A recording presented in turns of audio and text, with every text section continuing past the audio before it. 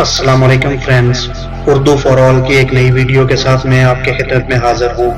Friends, अगर आप नहीं जानते कि कौन सा ऐसा मुल्क है जो कि समुंदर के नीचे शहरों की तामीर करना चाहता है, तो मैं आपको इस वीडियो में यही बताने जा रहा हूँ।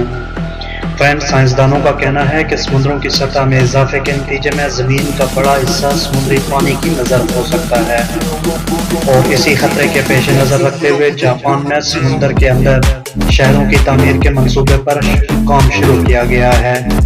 गैर मुल्की खबर रसाई इदारे के मुताबिक टोक्यो से ताल्लुक रखने वाली कंपनी शिमेज़ो कॉरपोरेशन ओशियन स्पाइरल्स के नाम से ज़ेरे आब शहरों की तामीर करना चाहती है। अभी तक ऐसे किसी ज़ेरे आब शहर का ठोस मंसूबा तो नहीं बनाया, मगर कंपनी का तखमीना है कि इसकी तामीर पर 26 अरब डॉलर का खर्चा आएगा। अगर कंपनी के मंसूबे पर काम आगे बढ़ता है तो ऐसा पहला शहर जापानी दारुल टोक्यो के साहिलों पर 16,400 फुट गहराई में तामीर होगा। इस मकसद के लिए बहुत बड़े टर्बाइन समुद्री तह में नस्ब किए जाएंगे जो कि समुद्री लहरों से बिजली पैदा करेंगे। ये 9 मील लंबा पेचदार स्ट्रक्चर या स्पाइरल समुद्री पानी से ही बिजली पैदा करेगा।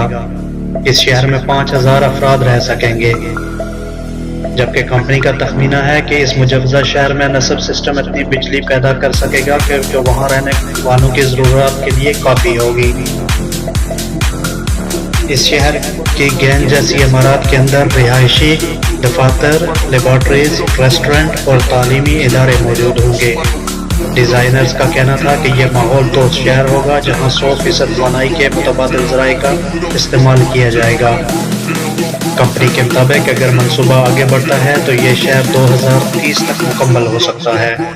कंपनी के बकौल ज़मीन का 70% हिस्सा समुंदर पर मुश्तमिल है और समुंदर की गहराई तवानाई के मुतबादिल ज़राए के लिए बहुत ज़्यादा मौके रखती है। उम्मीद है फ्रेंड्स आपको ये वीडियो भी पसंद आई होगी। अगर ये वीडियो पसंद आई तो इसे लाइक और शेयर ज़रूर करें, और अगर अभी तक आपने मेरे चैनल को सब्सक्राइब नहीं किया तो जल्दी से सब्सक्राइब कर लें।